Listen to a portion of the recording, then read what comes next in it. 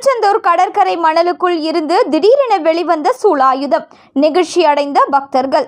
முருகனின் அறுபடை வீடுகளில் இரண்டாம் படை வீடான திருச்செந்தூர் சுப்பிரமணிய சுவாமி கோவிலுக்கு நாள்தோறும் ஏராளமான பக்தர்கள் வருகை தருவார்கள்.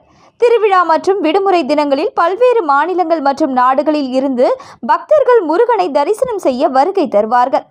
கோவிலுக்கு வருகை தரும் பக்தர்கள் கோவில் முன்புள்ள கடற்கரையில் குடும்பத்துடன் புனித நீராடி சுவாமி தரிசனம் செய்வதை வழக்கமாக கொண்டுள்ளனர்.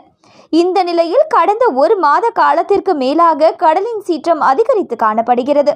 இதனால் கடற்கரையில் இருந்து சுமார் 50 அடிக்கு கடல் அரிப்பு ஏற்பட்டுள்ளது. இதனால் பக்தர்கள் நீராட முடியாத நிலை ஏற்பட்டுள்ளது. மேலும் பக்தர்கள் பாதுகாப்பாக நீராடும்படி கோவில் நிர்வாகத்தினர் அறிவுறுத்தி வருகின்றனர். இந்த கடல் அரிப்பு காரணமாகவும் கடல் சீற்றத்தின் காரணமாகவும் திருச்செந்தூர் கடலுக்குள் இருந்து ஏராளமான பழங்கால சிற்பங்களும் கல்வெட்டுகளும் வெளியே வந்த வண்ணம் உள்ளது. கடந்த ஒரு மாத காலத்திற்கு சுமார் 20க்கும் மேற்பட்ட சிலைகளும் 4 கல்வெட்டுகளும் தற்பொழுது வரை வெளியே வந்துள்ளது. இந்த நிலையில் திருச்செந்தூர் சுப்பிரமணிய சுவாமி கோவில் முன்புள்ள கடற்கரையில் பக்தர்கள் அமர்ந்திருந்துள்ளனர். அப்பொழுது கடற்கரை மணலில் கல் ஒன்று தென்பட்டுள்ளது. அங்கிருந்த பக்தர்கள் அதை தோண்டி பார்த்துள்ளனர். அந்த கல் நீளமாக மண்ணுக்குள் சென்றுள்ளது.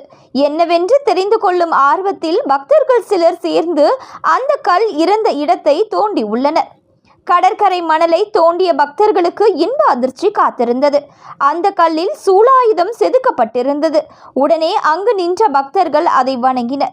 ஏற்கனவே கடற்கரையில் கல்வெட்டுகள் கிடைத்து வந்த நிலையில் இதுவும் ஒரு கல்வெட்டாக இருக்கலாம் என்று நினைத்த பக்தர்களுக்கு சூலாயுதம் வந்ததால் முருகனை பார்க்க அன்னை பார்வதி சூலாயுத ரூபத்தில் வந்து பக்தர்களுக்கு அருள் பாலித்துள்ளார் என்று பக்தர்கள் மெய்மறந்து வணங்கினர்.